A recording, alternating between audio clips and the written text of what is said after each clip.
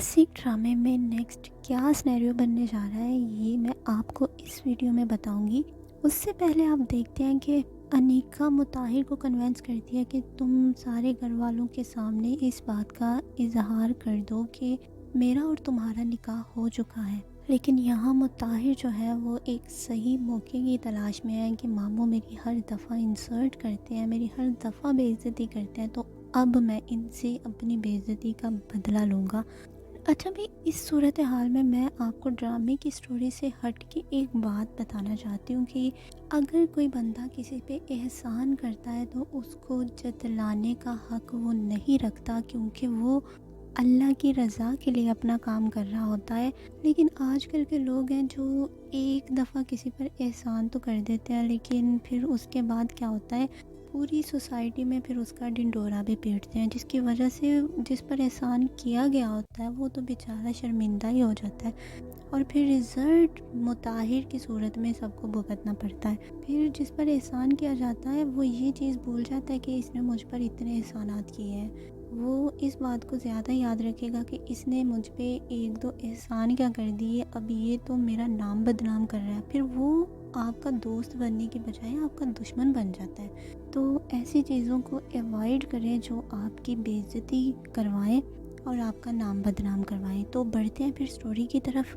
उसकी मामा, मुताहिर की जो मामा है, वो उसको गाड़ी लेने के लिए घर भेज देती हैं। फिर जब वो वापस आता है तो निकाह एंड टाइम पर होने वाला होता है और मुताहिर वहीं पर खड़े होकर सबको बोल देता है कि ये मेरी बीवी है, अनीका मेरी बीवी है और मैं इससे निकाह कर चुका हूँ। जिसकी वजह से सारे बड़ा हैरान होते हैं। स्पेशली ये शॉकिंग न्यूज़ होती है फ़ातिमा के लिए, और फ़ातिमा की एक्टिंग, एक्सप्रेशंस इन मोमेंट्स में बहुत ज़बरदस्त है। उसने कमाल की एक्टिंग की है। अब प्रोमो में भी आप देखते हैं कि इस बात का किसी को बिलीव नहीं आता, इस वजह से सब अनीका से पूछते हैं कि क्या ये बात वाकई में सच है। तो अनीका कहती है जी हाँ, मैं उससे निकाह कर चुकी हूँ। अब ऐसी सिचुएशन में नेक्स्ट दो बातें सामने आती हैं। एक तो ये कि मुताहिर का बदला जो है वो पूरा हो चुका है और अब वो अनीका को छोड़ देगा।